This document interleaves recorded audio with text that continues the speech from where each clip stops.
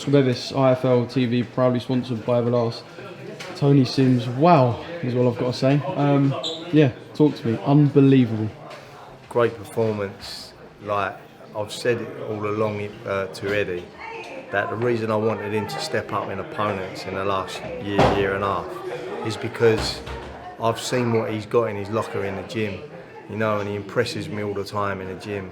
And I think he needed like that sort of opponent, Chris Algieri, former world champion, to really bring the best out in him. And you see that not just offensively, defensively, how smart he is, you know. And I don't think anyone see that Conor Benn would out-jab Chris Algieri and outbox him, as well as obviously the knockout at the end as well. And you know, it just showed the what a good fighter he is and the progress he's made. Is that the most pleasing thing for you then? Because obviously we'll see the knockout 100 times. That's going to get played back and back because it's such a good shot. But take away from the knockout, the rounds building up to it, he boxed better than he's ever boxed before. And so I suppose for you, is that the most pleasing aspect? Yeah, for sure. You know, I thought he boxed well against Formella as well. That was his first step at, and he outboxed him. And you know, with Vargas, he done him in a round. I think the world was shocked with that, really, because we all knew how durable he was. And then the Granadas fight, you got to realise with the Granadas fight, you know, and I can say this now, 5 weeks before he had COVID, and anyone who's had COVID knows, like I had COVID, knows that at least 2 to 3 weeks after, you're still feeling depleted. And he boxed 5 weeks after having it. So, you know, he weren't 100% in that fight, still won every round. I don't believe Granada's come to win, and it was a frustrating night for him, but obviously Algieri come to win. So you see the difference when they do try to win, you know, and I truly believe that Chris Algieri thought he could outbox Conor Benn, and that was his tactics. But, you know, as I said earlier, you know, Conor outboxed him and then knocked him out, and you couldn't ask for better than that, really. Yeah. In the change room, Conor said he was levelling up. That's the term used. You've been levelling up in the gym, he's levelled up in the ring. We all think he's a world level fighter now. When would you say, if you had to go back, there was sort of, what was the point where you went, right, yeah, Conor is this guy who can go on to world level? Like I said to you earlier, you know, it was about 18 months ago I started watching the, you know, drastic progress.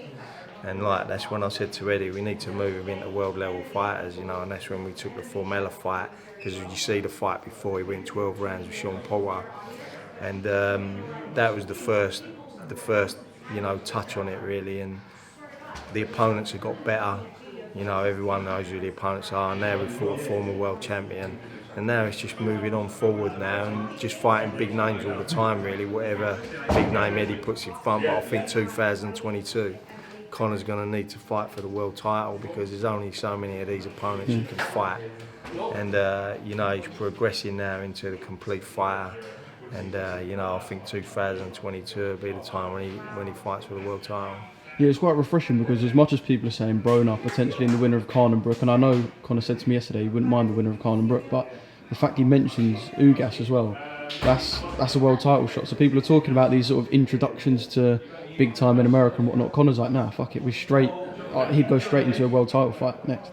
Yeah, you know, it was funny because obviously where he's defending a WBA Continental in the summertime, we went to Vegas and tried to make the spar with Ugas, but I think Ugas knew what we was doing, do you know what I mean? And he sort of got out of the spar every day, and then we set a day to spar with him, because obviously I wanted to see what Conor had in his locker against him, you know, just in sparring. But the spar never come off, you know, and obviously now he's closing in on him, do you know what I mean? Like after this fight here, he's number 5 in the WBA, he'd probably be like up to 2 or 3 now, so he's closing in on Ugas.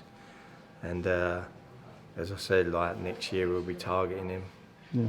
Just one more thing from me. Nigel spent a lot of Conor's career in Australia. He's been back for parts of this camp as well. Conor said it's been like all fun and games, and tonight Nigel even said this is when he steps out of his shadow. What's it been like just having Nigel sort of dotted around? Because the only clips I see from that gym is you lot messing about. I know the hard work's done, but it just looks like good fun. Do you know what? He's such a great man, Nigel, and like obviously I've known him for like, you know, I sparred with him, and when we was young, and socialised with him. He's been been a good friend of mine. You've been for a long raving time. together, I've heard.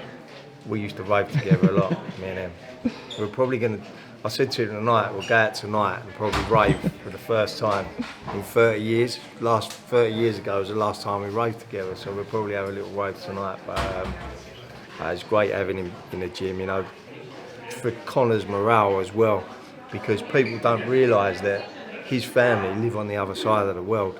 It's a 24-hour flight, and so you can just jump on a flight and go home for the weekend. It's a long way, and obviously with COVID as well, I knew that he was missing his family, and it's lovely to have Nigel back for the whole training camp. He's been there.